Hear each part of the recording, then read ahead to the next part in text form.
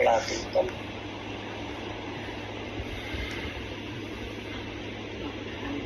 तुम बिन कछु न चाहिए सुरपुर नरपुर नाग, ए विधि कीनी बेनती जन प्रहलाद बड़ भाग। ऐसे बड़े भाग्यशाली थे प्रहलाद जी, 5-7 वर्ष के बालक। उन्होंने ऐसे नरसिंह भगवान से विनती की कि भी आपके बिना मुझे कुछ भी नहीं चाहिए। तब दोऊ कर माथे दिए साध साध प्रहलाद, मम समान गुण गावही कहे गोपाल सब साथ। तब उन्होंने कहा कि ऐसा ही हो, ऐसा ही हो, तथास्तु तथास्तु। और आपका गुणानुवाद भी मेरे समान होगा, ब्रह्म के समान होगा, क्योंकि अब आप में और ब्रह्म में कोई अंतर नहीं रह गया। आप ब्रह्म स्वरूप ही हैं, राम स्वरूप ही हैं आप, उसमें कोई अंतर नहीं है। इसलिए आपका भी गुणानुवाद हमारे गुणानुवाद की तरह होगा। तो नए कर्मी ब्रह्म की स्तुति का छंद लिखा है कि ऐसे निष्काम हो जाए कोई जीते जी, उस ब्रह्म की स्तुति बता रहे महाराज कि नहीं तहीं पाप नहीं तहीं पुण्य, नहीं तहीं थूल नहीं तहीं शून्य, नहीं तहीं शीश नहीं तहीं पाँव, नहीं तहीं वेद नहीं तहीं भाव, नहीं तहीं कान नहीं तहीं नैन, नहीं तहीं मुख नहीं तहीं बेन, नहीं तहीं नास नहीं तहीं श्वास, नहीं तहीं पिंड नहीं तहीं बास, नहीं तहीं हस्त नहीं तहीं अस्त, नहीं तहीं जीव नहीं विचार न वस्त, नहीं तहीं पीठ नहीं तहीं पेट, नहीं तहीं श्रोणित बीज सहेज, नहीं तहीं संस्कृति आवागमन, नहीं तहीं बोल नहीं तहीं मौन, नहीं तहीं चाल नहीं तहीं हाल, अजोनि अजोनि अजोनि कृपाल। ऐसे महाराज कह रहे कि अकर्ता पद की वर्णन आ रहा है। जो चौथा पद है संतों का देश है, रामजनों का देश है, जो कर्ता पद से अलग है। वो नए कर्मी ब्रह्म, जिसमें कोई करनी नहीं है, जिसमें कोई क्रिया नहीं है, जिसमें कोई उपाय नहीं है। ऐसे ब्रह्म की स्तुति कर रहे हैं प्रहलाद जी। कह रहे हैं कि नहीं तहीं पाप, उस ब्रह्म में कोई पाप नहीं है, उस आत्मा में कोई पाप नहीं है। वो आत्मा अविकारी है। पाप और पुण्य है तो किसमें है, किसके संग है? मन के साथ है, बुद्धि के साथ है, चित्त के साथ है, अहम के साथ है, शरीर के साथ है, संसार के साथ है। पाप और पुण्य साथ है। और पाप और पुण्य को कब भोगना पड़ता है? जब जब ये शरीर धरता है। ये शरीर के साथ ही बंधते हैं पाप और पुण्य, और उनका भोग भी शरीर के साथ ही करना होता है। बिना शरीर के न तो पाप भोगे जा सकते हैं और बिना शरीर के न पुण्य भोगे जा सकते हैं। लेकिन वो आत्मा तो शरीर से अलग है। तो उस आत्मा में कोई पाप नहीं है, उस आत्मा में कोई पुण्य नहीं है। नहीं तहीं पाप और नहीं तहीं, उस आत्मा को जानना। वो अकर्ता, वो साक्षी है, दृष्टा है। उस साक्षी दृष्टा आत्मा को जो अकर्ता है, उस अकर्ता को आपको जानना है, उसका बोध करना है। कह रहे नहीं तहीं थूल नहीं तहीं शून्य। उसका कोई रूप आत्मा का कैसा होता है? बहुत भारी होती है, बहुत मोटी स्थूल होती है, या एकदम खाली होती है। कह रहे कि न तो वो मोटी है, न फोरी है, न भारी है, न हल्की है। ऐसा उसका रूप है, वर्ण है, आकार है। कह रहे नहीं तहीं शीश नहीं तहीं पांव। उस आत्मा के माथा होगा, उस आत्मा के पांव होगा। ये माथा और पांव किसके है? शरीर। कह रहे नहीं तहीं भेद नहीं तहीं भाव। वो भाव से भी अलग है, वो भेद से भी अलग है, वो अभेद है। उस आत्मा को भेदा नहीं जा सकता। जितने भी भाव प्रकट होते हैं वो भाव शरीर में होते हैं। कौन से शरीर में होते हैं? भाव शरीर। ऐसे स्थूल शरीर है, उसके बाद सूक्ष्म शरीर है। सूक्ष्म शरीर में मन है, चित्त है, बुद्धि है, इन सब के भाव होते हैं। तो ये भाव शरीर आपका अलग होता है, लेकिन वो आत्मा नहीं है। भाव भी जो आ रहे हैं, आप लोग कभी अच्छे भाव आते हैं, कभी बुरे भाव आते हैं। तो अच्छे भाव भी आत्मा में नहीं है और बुरे भाव भी आत्मा में नहीं है। ये सब भी ऊपर के है, हद के है, उस नैकर्मी ब्रह्म से अलग। अपन अपने को जब अच्छे भाव आते हैं तब अपन खुश हो जाते हैं, और बुरे भाव आते हैं तब दुखी हो जाते हैं। तो महाराज कह रहे हैं कि इन भाव प्रभावों से भी अपने को ऊपर उठना है, दुखी सुखी नहीं होना है। ये भी सब प्रकृति के हैं भाव प्रभाव भी। तो कह रहे नहीं तहीं भेद नहीं तहीं भाव, कह रहे नहीं तहीं कान नहीं तहीं नैन। उस आत्मा के कान भी नहीं है और उस आत्मा के नैन भी। कैसा वो पक्षी है, पाखा परा बिना पंछी देखिया, नैन बेण कछु नाई, आठों पोर बतीसु गड़िया, उड़े गिगन गढ़ में।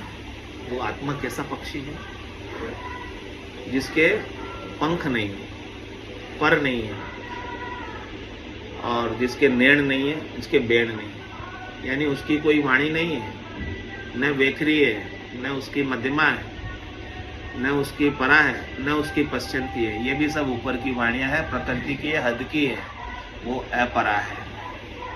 इन चार वाणियों से अलग है, और इन चार वाणियों में वर्णन करने में नहीं आती, इसीलिए नहीं नहीं करके बताया ना, वो भी नहीं है, वो भी नहीं है, वो भी नहीं है, वो भी नहीं। इसके आंखें भी नहीं है, इसके कान भी नहीं है। नहीं तही कान नहीं तही नैन, उसके आंखें नहीं है और उसके कान भी नहीं है।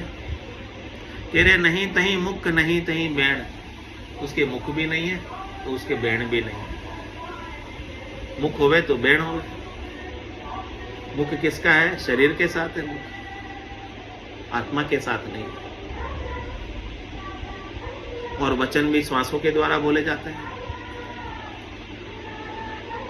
आत्मा कुछ कह नहीं सकती। कह रहे नहीं तहीं नास नहीं तहीं श्वास, उसके जब मुख ही नहीं है तो मुख के ऊपर नाक भी नहीं है, और नाक नहीं है तो उसके लिए श्वास की भी आवश्यकता है। श्वास की आवश्यकता किसको है, शरीर को, प्राणों को, सूक्ष्म शरीर को, इनको श्वासों की आवश्यकता है। वो तो कैसा है, श्वासा बिना पवन बिन पीवन, जा मन निजमन नाही, सूरत निरत नहीं चित चेतन, वस्तु अमोलक हो। वो तो केवल अमोलक वस्तु है, वो तो करता है, साक्षी है, दृष्टा है। उसको पहचानो कि नहीं तहीं नास नहीं तहीं श्वास, कह रहे नहीं तहीं पिंड नहीं तहीं बास। कह रहे उसका कोई एक पर्टिकुलर पिंड या शरीर नहीं कि उसका वासा उसी में, वो सर्वत्र है, व्यापक है।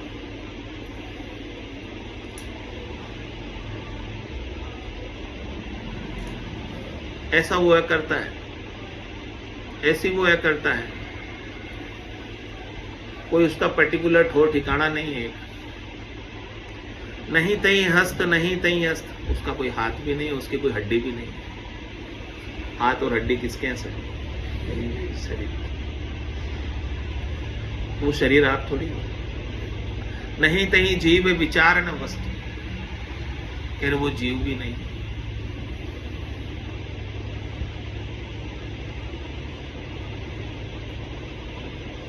ऐसी वो चीज भी नहीं है कि उसको आप विचार सको, सोच सको। सोचने में भी नहीं आती, समझने में भी नहीं आती, करने में भी नहीं आती, पकड़ने में भी नहीं आती, देखने में नहीं आती, सूंघने में नहीं आती, सुनने में नहीं आती। कह रहे नहीं तहीं पीठ नहीं तहीं पेट, उसकी पीठ भी नहीं है, उसके पेट भी नहीं है कि उसके भूख लगे। आत्मा का स्वभाव कैसा है, हमेशा अनाहारी स्वभाव है। वो आहार नहीं लेती। आहार कौन लेता है, शरीर लेता है, क्योंकि उसके पेट है। आत्मा के पेट भी नहीं है कि दर्द होगी, शरीर के। कह रहे नहीं तहीं श्रोणित बीज सहेट, उसका कोई श्रोणित जिससे बार बार जन्म में आ जाए, मरण में आ जाए, ऐसा कोई उसका बीज भी नहीं। ये बीज किसके साथ है, बार बार जन्मने और मरने का, जीव के साथ। इस जीव के बीज को कोई बूंद दे भजन की अग्नि में, चने को कोई सेक दे, फिर कहे कि उगाओ, फिर नहीं उगेगी। आत्मा नहीं उगती है, उसके ऊपर जीव भाव आने की वजह से वो जन्म मरण में आती हुई प्रतीत होती है। नहीं संस्कृति आवागमन, न उसमें कोई संस्कृति है न आवागमन, नहीं कहीं वो आती है नहीं कहीं जाती है। लहर आती है लहर जाती है, लेकिन जल कहीं आता है जाता है। जल का जल तो वहीं का वहीं बना रहता है। उसमें हवा चलती है तो वो लहर बन जाती है, दिखती है लहर। तो अपने को लहर आती हुई लहर जाती हुई दिख रही है, यानी जल आता हुआ जल जाता हुआ दिख रहा है। लेकिन वो जल जा रहा है कि आ रहा है, कहीं नहीं, वहीं का वहीं। कह रहे नहीं तहीं बोल नहीं तहीं मौन, कह रहे वो मौन में भी नहीं है और बोलने में भी नहीं है। बोलना किसका है? मुंह का है। मौन रहना किसका है? मुंह का है। तो आत्मा के तो मुंह ही नहीं है, कैसे बोलेगी, कैसे मौन रहेगी?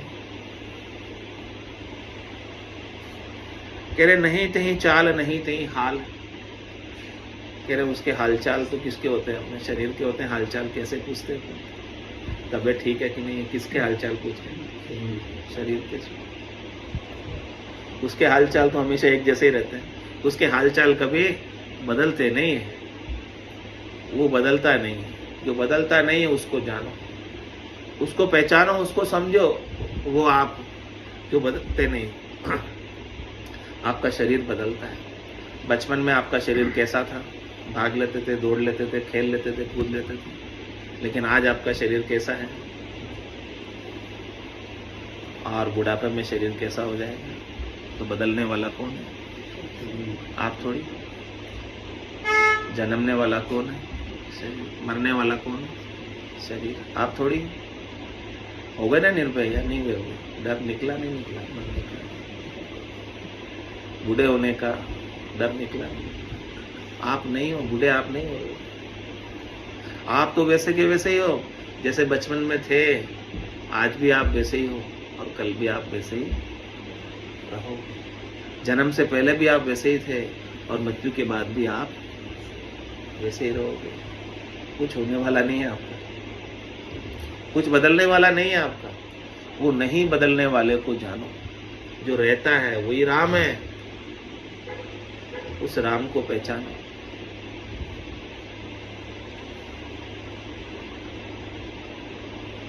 अजोनी अजोनी अजोनी कृपाल, ऐसे आप अयोनी हो, अयोनी हो, ऐसे आप कृपालु हो, दयालु हो। और वो कृपालु दयालु कहाँ रहते हैं? तन देवड़ बिच तन देवड़ बिच आत्म देव, निर्गुण भक्ति भजन है बेवा। वो तन रूपी देवल के अंदर आत्म देव विराजमान है, जो परमात्मा देव के अंश है, साक्षी रूप से, दृष्टा रूप से सबके भीतर रहते हैं। उनको आपको जानना है निर्गुण की भक्ति से, राम जी की भक्ति से, ऐसे भजन के माध्यम से, ऐसे सुमरण के माध्यम से, ऐसी याद के माध्यम से उस अकर्ता पद को प्राप्त करना है, जिससे आप जीते जी 165 जिससे आप जीते जी आप मुक्त हो जाओ। 165 अर्जस पदराज निशानी 1। पुण्य है रे बाबा, पुण्य है रे बाबा, पुण्य है, पुण्य है, पुण्य है ओ।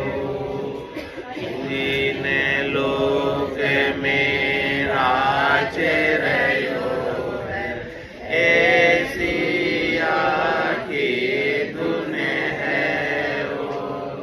दीन लोक में राजे रहो है, ऐसी आके धुन है ओ। पुण्य है रे बाबा, पुण्य है रे बाबा, पुण्य